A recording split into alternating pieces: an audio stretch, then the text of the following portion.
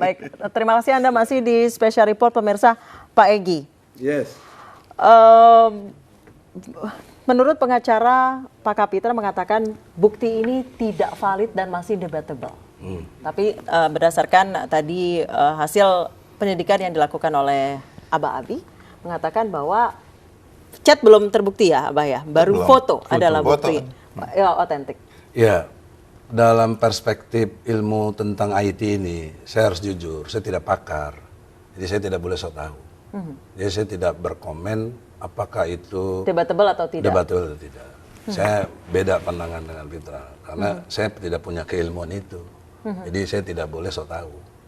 Ya, oleh karena itu yang paling pasti adalah dari segi ilmu hukum, walaupun itu asli, tapi nggak bisa jadi alat bukti. Karena cara mendapatkan alat buktinya tidak sesuai dengan cara hukum. Itu. Jadi nggak bisa mau dijadikan pengadilan bagaimana, orang bukan alat bukti itu. Tidak sah sebagai alat bukti. Oke, Pak Suparji, apakah jika memang mendapat alat bukti dengan cara melanggar hukum, apakah itu tidak sah sebagai alat bukti? Ya, itu kemudian menjadi masalah alat bukti itu. Kekuatan pembuktian menjadi tidak ada karena memang proses menemukan alat buktinya itu dengan cara-cara melakukan perbuatan melawan hukum. Bagaimana menegakkan hukum dengan cara melakukan perbuatan melawan hukum. Jadi ini memang dua persoalan, bagaimana mendapatkannya dan bagaimana kebenaran dari alat bukti tersebut yang menjadi perdebatan itu. Sehingga akhirnya kan tidak jelas ini penetapan tersangka ini berdasarkan alat bukti yang mana. Konon mengacu ada 184, karena ada keterangan ahli, ada saksi, ada bukti petunjuk, dan sebagainya itu yang digunakan. Sehingga kemudian ada kesimpulan bahwa unsurnya sudah terpenuhi gitu. Abah, mungkin bisa diceritakan lagi ketika polisi meminta Anda sebagai ahli pakar telematika di sana. Saksi ahli. Saksi ahli di sana. Apanya mau ditanyain maksudnya? Dari awal saat polisi meminta Anda untuk memeriksa foto tersebut. Di sini tadi Abah sudah cerita, cuma belum ada Pak Egy di sini. Oke. Gini, poinnya adalah begini. Kita ketahui bahwa ada 4 hal dalam kasus ini, ya saya utarakan. Pertama yaitu soal chattingnya. Yang kedua adalah soal kebenaran fotonya. Yang ketiga adalah suara, ya suara dari yang ada di yang kayak curhat-curhatan ya. Dan yang keempat adalah ada yang mengunggah, gitu loh. Ya saya bilang kalau saya ngomong dari sisi telematika, saya bilang ini ada 4 hal. Apa yang mau dilihat, ya kan? Kalau mau dilihat siapa yang mengunggah sekarang sudah ada nggak di sini menelusuri, itu kita bisa menelusuri kalau memang udah diminta, gitu loh. Nah kalau yang misalnya suara, berarti selalu pembuktiannya apakah betul ini suara yang bersangkutan atau tidak. Itu nanti bisa diuji. Situ ada suara Habib nggak? Kenapa? Suara Habib tidak ada, tidak ada. Enggak ada. Nggak ada. Ini suara dari situ. Ini ngomongnya di sini nanti dulu, tenang, bos. Ini kan di sini suara kan nggak ada kan dari situ. Nah, foto. Nah, kalau ada apalagi Pak Egy itu bilang umpamanya Habib, nggak ada foto Egy-nya di sini. Foto Pak Habibnya, cuma ada yang fotonya dipolokkan. Tapi bukan itu yang diperiksa, itu kan di chatting. Itu saya nggak memeriksa. Maksudnya foto yang bersama Firza ya? Yang hanya Firzanya yang saya periksa gitu loh, ya. Yang hanya yang foto yang masih kita bilang mirip lah gitu kan di situ. Nah, sekarang kemudian dari yang chattingnya. Chatting hanya bisa diperiksa apabila kalau kita memang bisa mempunyai akses kepada perangkat. Gitu loh, itu pengujian. Nah kalau umpamanya nggak ada ya saya nggak mau memeriksa. Ketika itu Abah memeriksa dalam berupa screenshot yang kemudian digitalisasi? Enggak dong, sudah file. Dari kepolisian ada file. Ya. Nah sekarang itu file itu di-capture dari screenshot, kemudian dibikin jadi file. Apakah itu sebetulnya file original? Itu kan nanti kan bisa diungkapkan di pengadilan. Ya kan, tapi kalau dari sini pokoknya kalau dari tampilan file yang sama dengan yang di screenshot itu sama. Ya, ini tolong dilihat juga bahwa telematika itu nggak pernah mengkirkan hukum loh. Ya, telematika bilang misalnya kita memfoto alat-alat kelamin kita ataupun apa misalnya, di telematika nggak salah. Yang pasti adalah perangkat itu dipakai, kemudian digunakan cekrek bisa nyala, ya sudah selesai. Bahkan telematika nggak pernah involve mengenai masalah modus, motif, alasan orang melakukan itu, nggak pernah. Kita nggak pernah menilai benar salahnya, cuma hanya benar otentik apa tidak, gambar ini benar atau tidak gitu loh. Hanya sebatas sampai di situ. Nggak pernah mau jauh, nggak pernah mau jauh. Pak Egy beranggapan bahwa di sini tidak melibatkan Rizik Syihab kecuali hanya ada foto kecil yang di screenshot WhatsApp ini. Dan itu bukan bagian wilayah pemeriksaan. Betul? Saya nggak meriksa itu. Iya, artinya nggak menjadi mungkin nanti yang lain Pak, bagi saksi ahlinya kan banyak. Tapi dari segi 4 yang Anda sebut tadi, itu tidak menunjukkan adanya indikasi untuk bisa jadi tersangka. Apa yang mau ditersangka di situ? Suara kagak ada, gambar kagak ada, apalagi mengunggah juga kagak. Bisa dibilang Rizik Syihab ini cukup pasif dalam kasus ini. Dianggap karena memang, menyuruh katanya, dianggap Iya. menyuruh gitu. Dalam versi polisi katanya memenuhi unsur karena dianggap menyuruh orang untuk membuat dokumentasi pornografi itu. Katanya Oke. begitu, Jadi tapi dituduh buktinya sebagai menyuruh suaranya mengambil, menyuruh nggak ada. mengirim. Ya, dan Iya, menyuruh dan iya. mengirim. Chat-chatan Buktinya seperti nggak itu ada. ya. Ini saya ahli lain, bukannya abah nih, ahli lain masuk juga berita ke saya.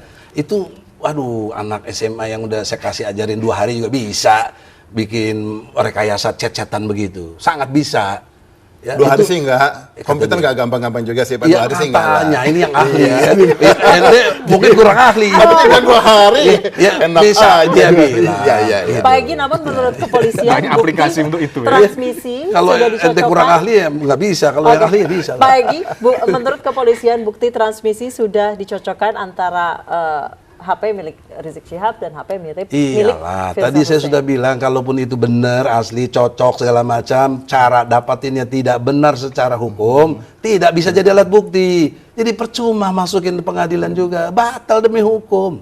Oke, menurut Pak Suparji, apakah ini akan sulit masuk ke pengadilan, nanti akan bolak-balik lagi seperti itu, seperti berkasnya Jessica mungkin? Iya, kemungkinan besar akan susah mendapatkan berkas P21 dan mungkin ya pengacara akan pra peradilan, Bang ya.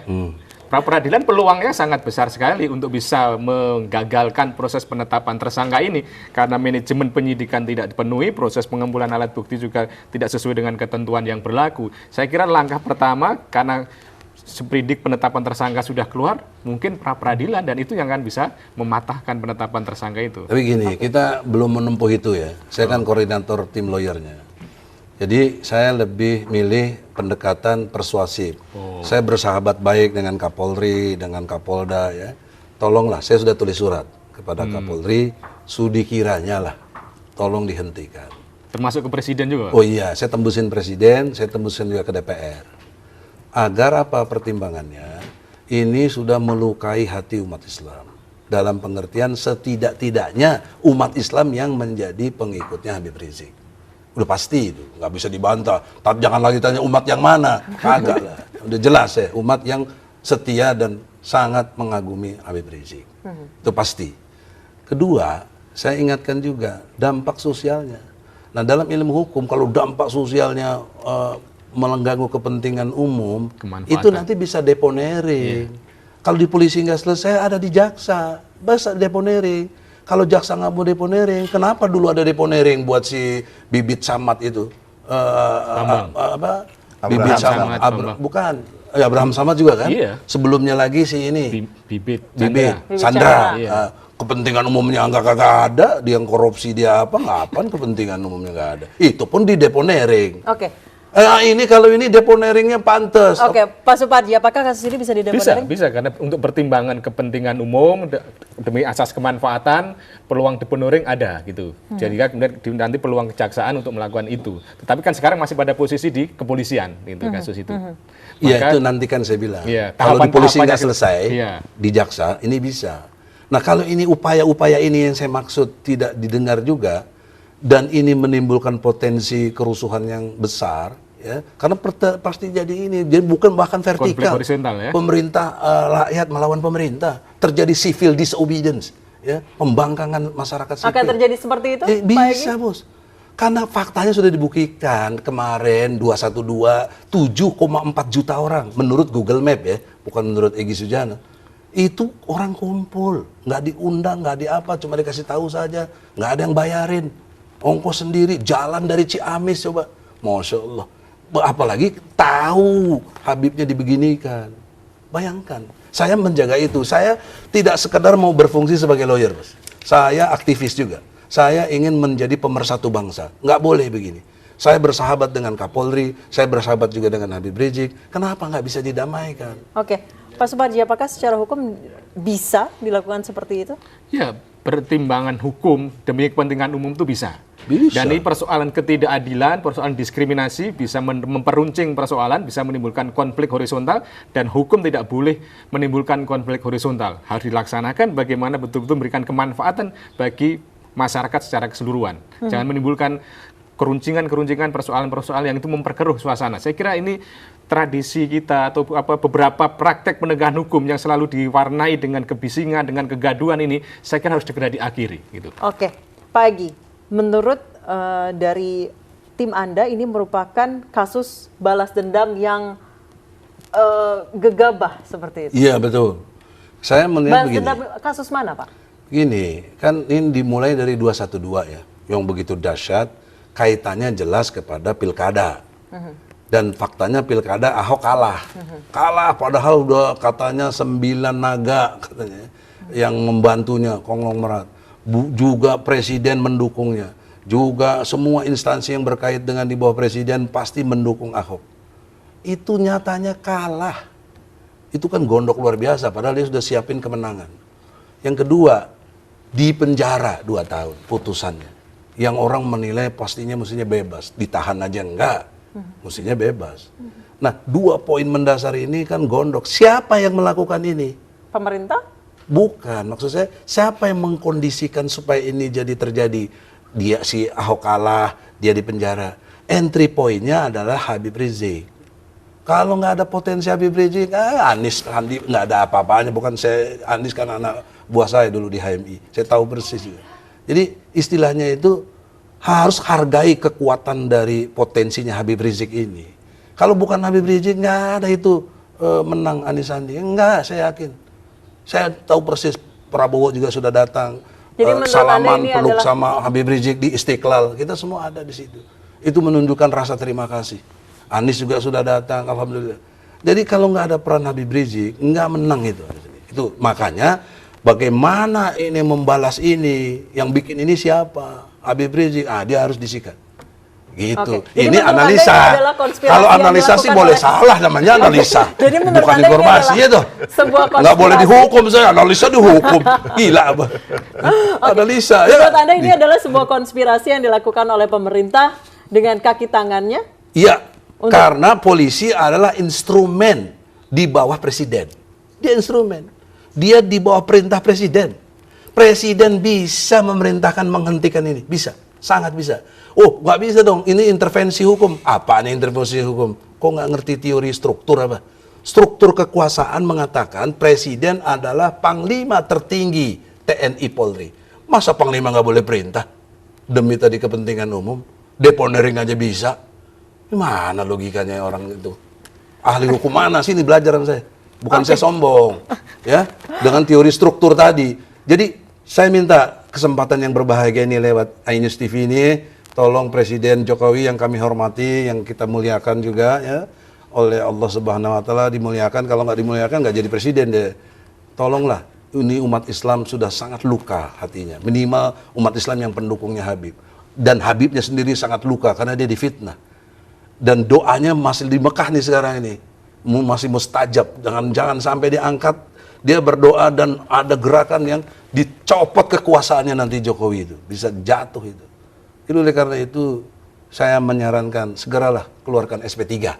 Selesai kita berbangsa bernegara yang baik, membangun kehidupan ke depan yang lebih baik. Jangan ribut-ribut gini, norak banget gitu loh. Oke. Pak Demokrasi kok begini. Suparji. Ya, hukum tidak boleh jadikan alat untuk balas dendam. Ya. Tetapi hukum digunakan untuk menegakkan kebenaran berdasarkan fakta dan kebenaran. Jadi oleh karena itu, kalau asumsi itu benar, maka sungguh sangat menyedihkan. Oleh karena itu harus segera ditempuh cara-cara yang progresif untuk mengakhiri persoalan yang kemudian menyita perhatian publik yang sama sekali tidak produktif untuk kemajuan bangsa ini.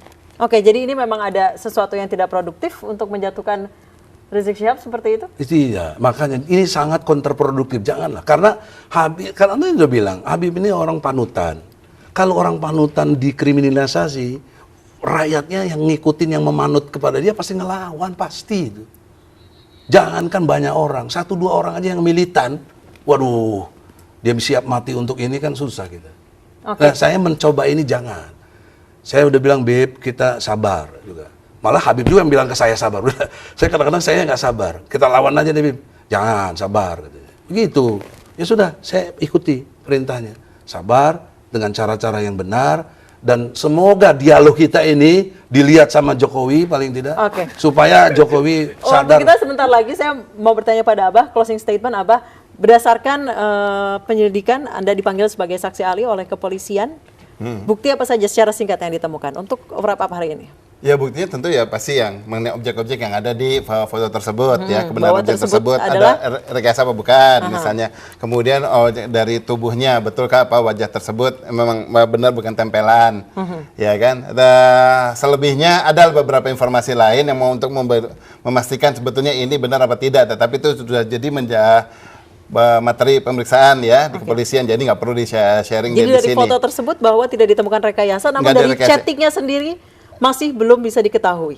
Chatting ya ikut campur saya, nggak ada chatting, nggak diminta untuk jadi saksi ahli di situ, ngapain saya ngobrol di sini chattingnya. Dan gitu untuk mendapatkan screen capture seperti itu tidak bisa melalui data penyadapan, namun memang harus memegang telepon seluler milik yang punya. Chattingnya jadi untuk membuat suatu rekayasa chatting bisa, ya kan. Tetapi kemudian untuk membuktikan itu chatting beneran bukan dari rekayasa, itu dengan pembuktian forensik, ya kan, digital forensik. Nah, dengan demikian butuh dari keperangkat, dari informasi apa yang ditampilkan ke perangkat ini dan kemudian apa yang dihantarkan oleh infrastruktur sampai ke tujuan. Itu aja. Pak Suparji, kita lihat memang Pak Egy sudah sangat berapi-api dan memang terjadi ketidaknyamanan sosial yang terjadi di Indonesia beberapa bulan terakhir ini. Apakah deponering itu menjadi jalan tengah yang terbaik nantinya? Ya, atau saya kira SP3? SP3 dulu ya, kalau kemudian unsur-unsur buktinya tidak ada, maka itu bisa ditempuh karena itu sesuatu yang ada dalam KUHP kita, dan jika alat bukti tidak mendukung untuk ditingkatkan pada proses pelimpahan ke kejaksaan. Tapi kalau seandainya polisi berkeyakinan, ya sebetulnya pengacara bisa memperadilankan, tetapi akan menempuh jalur ke kejaksaan, yaitu deponering juga bisa dilakukan demi pertimbangan kepentingan umum. Sekali lagi, bahwa polisi dalam proses penegakan hukum harus betul-betul bersifat adil, tidak boleh diskriminatif kepada siapapun. Kalau terjadi diskriminasi akan berbahaya bagi konteks penegakan hukum kita. Pak Egy, singkat saja. Ya, singkat. Saya sudah melakukan surat kepada Kapolri, tembusan Presiden, DPR, dan lain-lain yang dianggap perlu untuk cobalah melihat ini menjadi persoalan bangsa yang serius. Jadi harus di SP3 lah.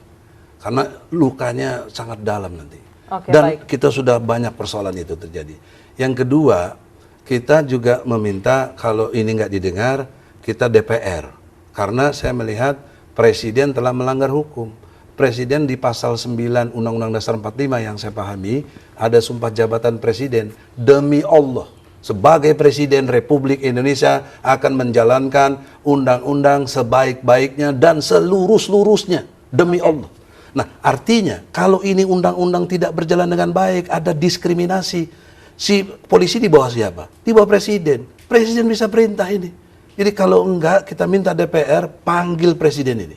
Panggil Presiden. Baik, terima kasih Pak Egy Sujana telah bergabung bersama kami. Terima kasih Abah. Terima kasih Pak Suparji telah bergabung bersama kami di Special Report. Dan pemirsa, pepatah Jerman mengatakan, saya Anissa Dasuki mewakili teman-teman yang bertugas.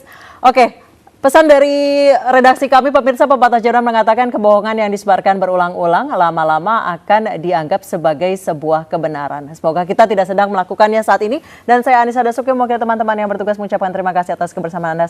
Selamat sore, sampai jumpa. Jumpa, selamat jumpa.